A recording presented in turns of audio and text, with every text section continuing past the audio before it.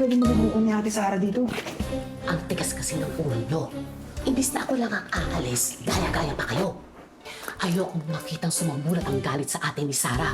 Pag nalaman niyang tira sa atin ang bahay nito, dahil maririmata na sa pagkakasala, dahil sa pagkalulong sa bisyo mo. Raul, kasalanan mo lahat ng ito. Kasalanan ko na naman. Sa tingin mo, hindi mo gagalit si Sarah. Pag nalaman niyang hiniwalay mo na ako at sumama ka doon sa lalaki mo na mas bata pa sa anak mo. Eh, dahil din naman sa'yo yun, ha? Dahil sinira ang pamilyang to. Ako na naman. Eh di ba ikaw nagsabi sa akin na magpanggap ako ng sakit ko sa baga para magpadala na naman ng pera ng anak mo? Eh, parang nga mabawi kasi itong bahay nito. Baba. Pero wala pa din. Inubos mo pa din yung pera. Ma, pa, di nga ako pwede malaman ni Ate Sara na hindi ako nakagraduate ng college. Eh, alam ni Ate Sara, graduate ako with honors. Eh, ni second year nga, di ko natapos eh. Eh, paano? Imbis na pumasok ka sa school, puro bulak-bulak ang pinagkagagawa mo. At pumasok ka pa dyan sa mga gang-gang-gang na yan. Kaya napahama ka tuloy. At yan, napasok ka sa Boys Town. Tama na. Ang tanging na lang natin magagawa, isip mo paano natin gagawin na hindi tayo mabubuko ni Ate Sara. Nahawa nga ako kay Ate Sara eh. Kasi hindi niya alam, uuwian niya pala dito. Hindi na tayo buo, wasak-wasak na. Yun lang. O siya, magkaklabing pa kami ni Walter. Mauna na ako. Ay naku ma. Hindi ko. Bukas na lang natin isipin kung paano gagawin natin. Pasabay ako. I-braff mo ako sa kasino. Ano ba kayo? Eh, diyan ka lang.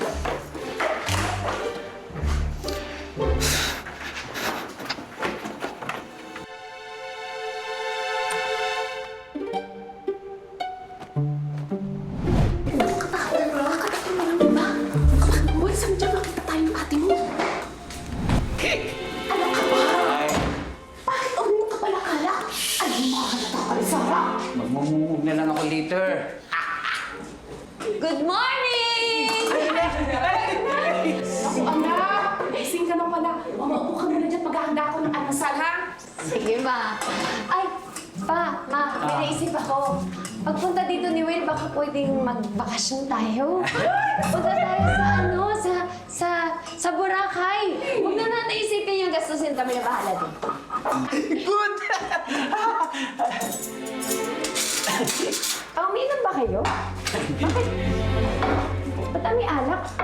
Ano ka ba naman, anak? Ganyan talaga amoy ng hininga ng tatay mo. Nakakasulaso. Tiniis ko lang lahat. Hindi, parang... Alak, Anak, huwag na!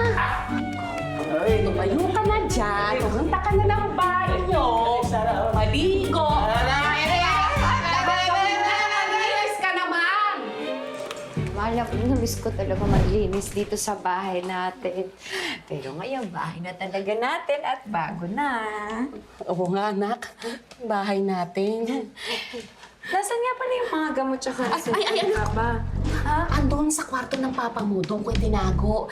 Eh, huwag mo nang alalahanin yun. Ako na nag-aasikaso nun. Sigurado ka, baka kailangan niya na ulit ng Oo na, bagong anak. stock.